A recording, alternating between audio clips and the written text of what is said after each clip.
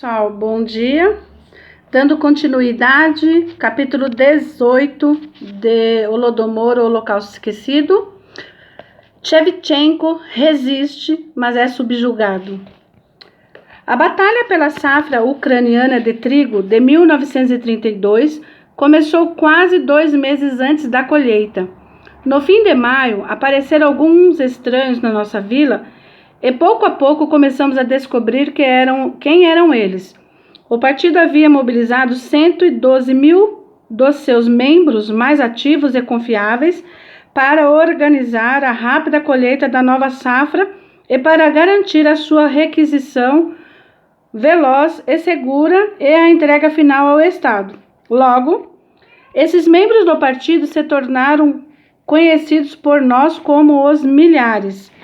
Havia 9 deles na nossa vila, um para cada centena, e um que haveria de se tornar o chefe dos 1000 da vila. O líder do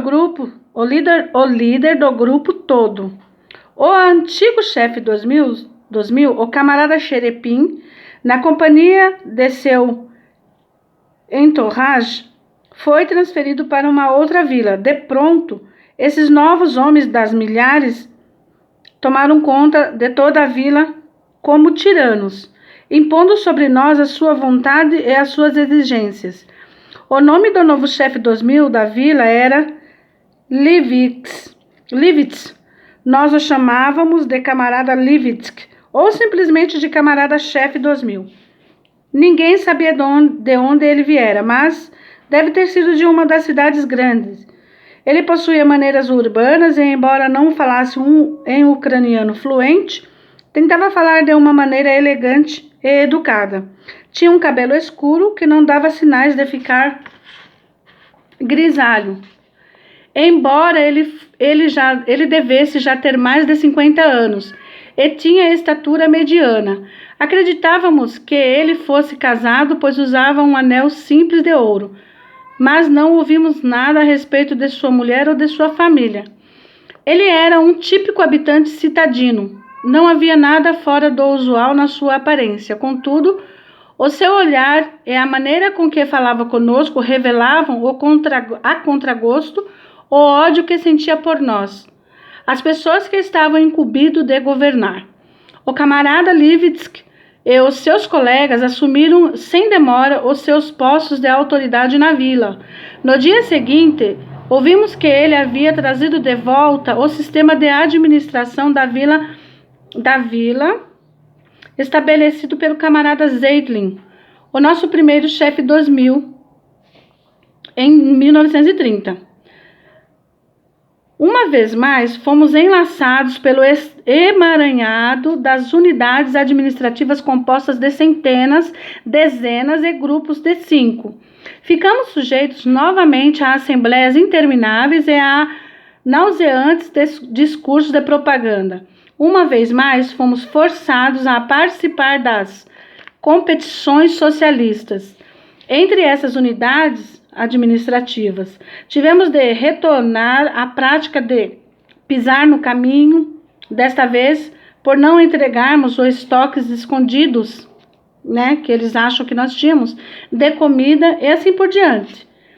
O novo chefe dos 1000, além de contar com o serviço regular dos informantes secretos da GPU, estabeleceu uma rede de espionagem que era de uma aparência muito ingênua, mas ao mesmo tempo muito eficiente. Era a rede dos Silkors, ou correspondentes nas vilas. A rede de espionagem estava organizada da seguinte forma: moradores comuns da vila, normalmente membros da Liga Jovem Comunista e crianças de escola, eram nomeados para a organização do partido na vila, ou pessoalmente pelo chefe dos 1000, para que agissem como repórteres. O propósito aparente das suas contribuições à imprensa era o de reportar o que estava acontecendo na vila. Tá vendo, pessoal? Vizinhos, pessoas que até pouco tempo atrás tinham um bom relacionamento, passaram a vigiar o outro, espionar o outro. Mas, na realidade, esses Silcols recebiam instruções para procurar traidores e sabotadores. Em especial, eram instruídos a denunciar aqueles moradores que estivessem escondendo alimentos do alcance do Estado e aqueles que, de uma ou outra maneira, demonstrassem hostilidade para com o partido ou o governo. Em outras palavras, ensinavam-nos a espionar os seus companheiros da vila e, em seguida, reportar os seus achados e observações para o jornal local. O que esses Silcols não sabiam era que as suas reportagens eram retransmitidas para as agências governamentais apropriadas, normalmente para a GPU e a milícia. Se uma determinada reportagem parecesse conter alguma informação de valor, um agente da GPU ou miliciano era despachado para a vila para que investigasse a questão mais amplamente. Assim foi montado o palco para a representação de um novo drama por parte de um novo elenco, sob a direção do chefe 2000. Um prelúdio a esse drama se passou na nossa vizinhança. Foi o despejo de Stepan Shevchenko da sua casa. Stepan era um fazendeiro pobre. Ele tinha uma bela família composta de uma mulher e 2 filhos, um menino de 9 anos e uma menina de 7. Todos gozavam de boa saúde e pareciam estar contentes com a própria sorte. Embora fosse um fazendeiro pobre, como o resto de nós, Shevchenko diferia de nós em uma coisa. Ele havia se recusado categoricamente a se juntar à fazenda coletiva e, o que mais nos espantava, a despeito disso, ele, de algum modo, conseguira sobreviver, ou pelo menos assim pareceu até junho de 1932.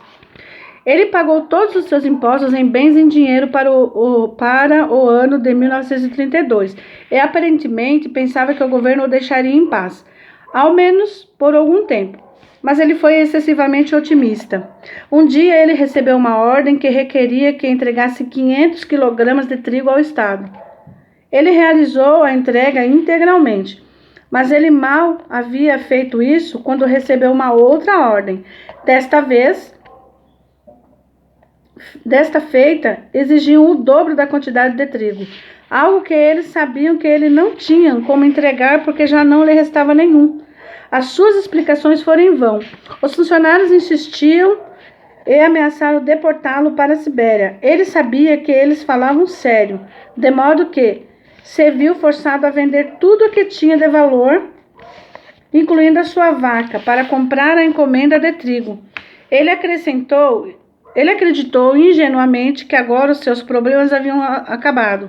No entanto, o seu destino havia sido selado quando ele se recusou a se juntar à fazenda coletiva. As exigências de cotas de grãos proibitivamente elevadas eram apenas pretexto para arruiná-lo. E muito previsivelmente, ele logo recebeu a terceira ordem inexorável: 2.000 quilogramas de trigo imediatamente.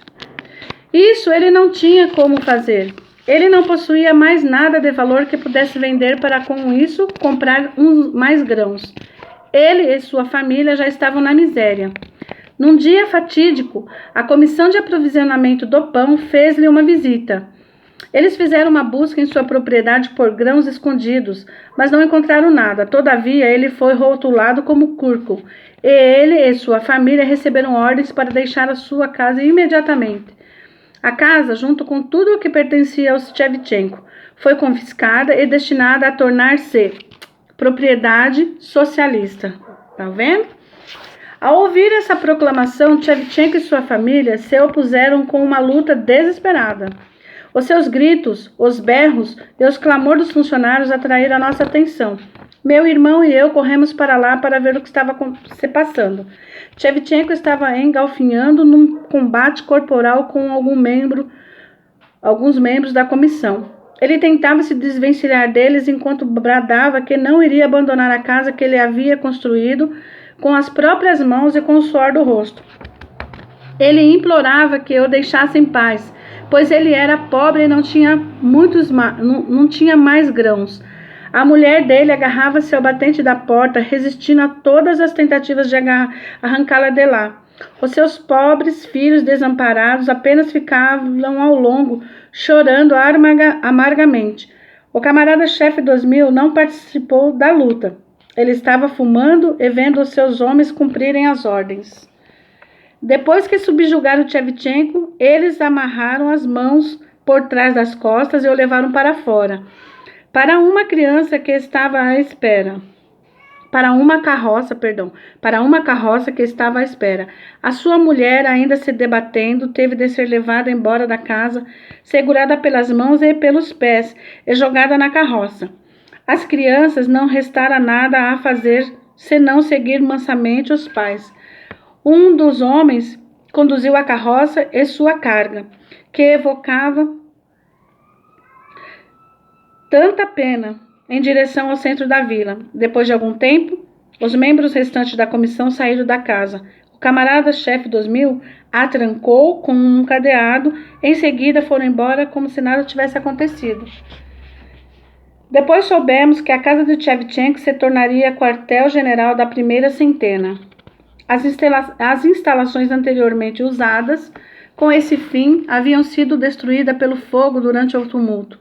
Tchevchenko se tornara o bode expiatório inocente para aquele crime, porque a casa para cuja construção ele trabalhara tão arduamente era necessária para substituir o prédio destruído. Depois descobrimos que a família Tchevchenko, na companhia de outras vítimas de despejo, foi levada do centro da vila para a estação de trem e transportada para algum lugar sem deixar nenhum rastro. Um sujeito gozador da vila, que ainda mantinha seu senso de humor, apelidou os representantes do partido recém-chegados como os agentes funerários. O apelido pegou e logo os camaradas, homens das milícias, se tornaram conhecidos entre nós como os camaradas agentes funcionários. É claro que ninguém teria usar abertamente aquele apelido. No entanto, não teria sido possível inventar outro título melhor, pois sobre a sua administração, a nossa vila estava repleta de pessoas famintas, algumas que morreram, outras que estavam prestes a morrer. Esse espectro da morte era óbvio para qualquer um que entrasse na vila. Contudo, os homens dos milhares e uma multidão de outros variados representantes do partido e do governo continuavam com a sua busca por grão, indo de casa em casa sem esmorecer, embora vissem as vítimas da fome com seus próprios olhos. Na maior parte dos casos, em vez de encontrar grãos nas casas, encontrava os corpos dos fazendeiros mortos de fome. Mesmo após essas descobertas macabras, eles não punham fim às buscas. A missão dos representantes do partido representava um enigma para nós. A coletivização havia sido completada e já não era uma questão relevante. O que precisava de uma prova... Já não era uma questão relevante. O que então eles estavam procurando na nossa vila? Será que o governo precisava de uma prova convincente de que todos haviam, de fato, perecido? Ainda que possa ser bizarro, essa parecia ser, na verdade, a melhor resposta para essa questão. Num domingo de junho, fomos convocados para uma assembleia na centena. A assembleia se realizaria na casa de Tchevchenko. Quando minha mãe e eu chegamos, a assembleia já tinha começado. Ao entrar, notei que o interior havia sido completamente remodulado. As paredes, em outrora, serviam de divisórias para os 2 quartos e a cozinha da casa haviam sido demolidas. Agora o lugar havia se convertido num amplo salão de reuniões com a plataforma elevada e uma tribuna na qual o chefe 2000 da vila, o camarada Levitsky, estava proferindo um discurso. Retratos de líderes do partido decoravam as paredes e uma comprida faixa pendia do teto com o slogan: "A luta pelo pão é a luta pelo socialismo". Outro slogan sobre a parede à direita proclamava: "Morte aos turcos". Olhei para a audiência à minha volta. Não era grande. O salão estava preenchido apenas pela metade. Havia cerca de 30 pessoas presentes, todas com uma aparência digna de piedade. Algumas estavam emaciadas, esqueletos ambulantes. Outras, ao contrário, estavam inchadas pela fome. Todos se mantinham em silêncio, deprimidos e apáticos. O camarada-chefe 2000 estava falando sobre uma resolução conjunta do Conselho de Comissários do Povo e do Comitê Central do Partido Comunista da União Soviética acerca da quota de entrega de grãos da safra de 1932. O ponto principal do discurso era a vitória do sistema de agricultura coletiva contra o sistema independente. Com fundamento naquela vitória, ele asseverou, e por meio da aniquilação dos elementos turcos nas vilas, a União Soviética havia logrado um grande desenvolvimento no cultivo de grãos, uma grande expansão dos acres ocupados pelas plantações e grandes ganhos brutos na produtividade de grãos. Em 1931, o montante entregue ao governo fora aumentado por um fator de quase 2,5 vezes comparado ao montante entregue em 1928, quando prevalecia o sistema de fazendas independentes.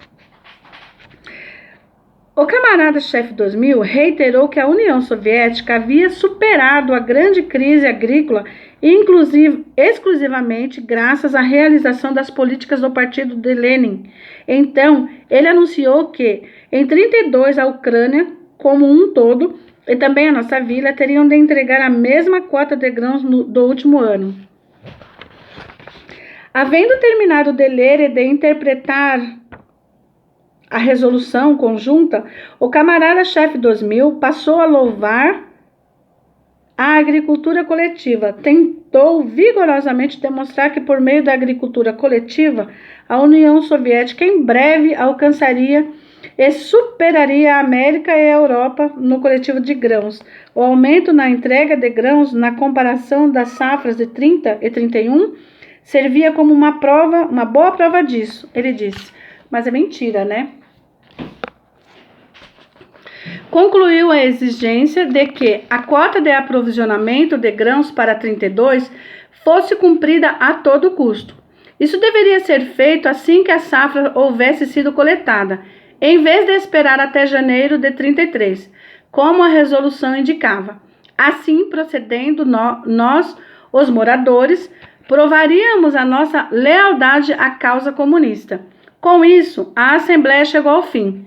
Não houve perguntas, não houve discussões. Podia-se notar que o camarada-chefe 2000 e os seus paus mandados estavam com pressa de ir embora.